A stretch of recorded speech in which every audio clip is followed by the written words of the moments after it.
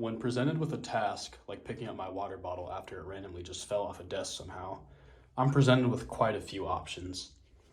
I could walk up to it, use my right foot, mainly my toe, to grab it, use both feet, shimmy it up, extend the arm out, and grab it. That's one way of doing it, and that takes about 20 seconds to do.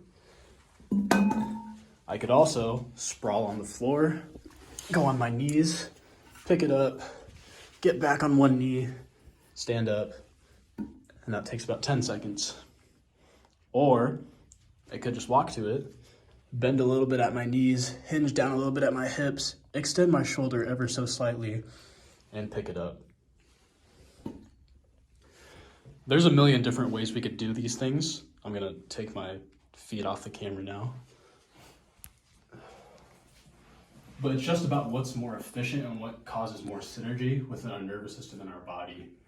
When we talk about this, we talk about the degrees of freedom and the degrees of freedom problem.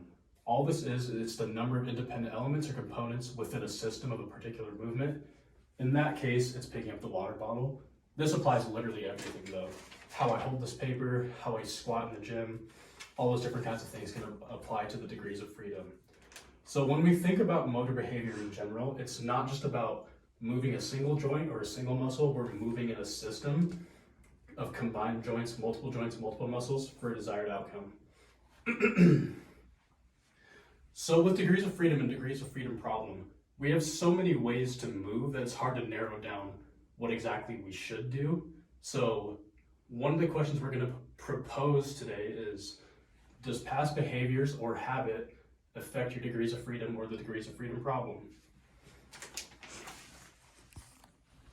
All right, so an example like Rohin showed with the water bottle, you reach out to grab something, your arm, involves multiple movements like your shoulder, your elbow, and your wrist joint. All these together, they move independently, providing a degree of freedom.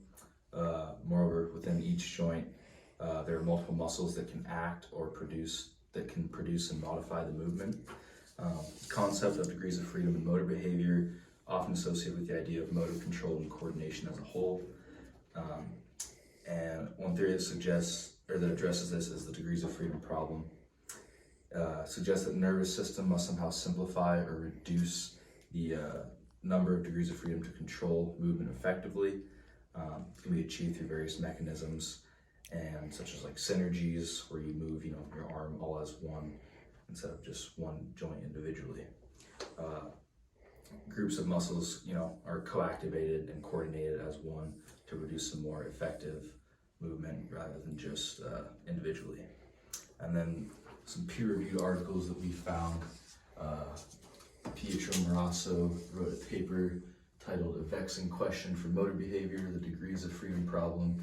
The quote that I found in there was, "Basic difficulties for coordination consist in the extreme abundance of degrees of freedom." So that's basically saying that coordination is affected extremely by the number of degrees of freedom individually versus as a whole. And from my peer-reviewed search with Guillermo's, freezing degrees of freedom doesn't alter a dependent skill, and interactions between skills also influence degrees of freedom in different ways.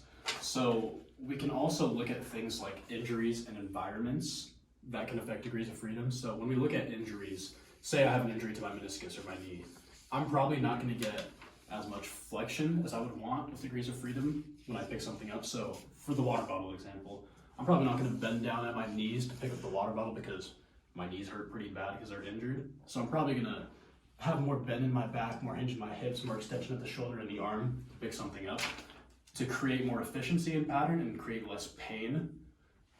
And then environment-wise, if something's too high like the ceiling, that's going to already limit my degrees of freedom with how I can freely move with my shoulders and my arms. I don't want to clip anything in the ceiling or anything like that.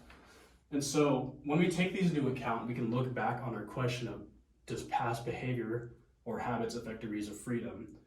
These could tie in habitually, but that is the question we're going to pose to you today.